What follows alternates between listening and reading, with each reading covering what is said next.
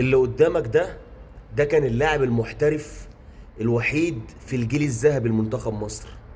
كان بيلعب لماينز وهامبورج وبروسيا دورتموند، مش لروما ولا تشيلسي ولا ليفربول. اللي قدامك ده اتعور اول ماتش في دوري المجموعات في وشه، زي ما انت شايف كده، مع ماتش الكاميرون في اول الماتش، عشان بعدها يكمل الماتش ويسجل هدفين، وكان يبقى سبب في ان مصر تكسب 4-2 في المباراة دي، وسبب صعود مصر لدور ال 16.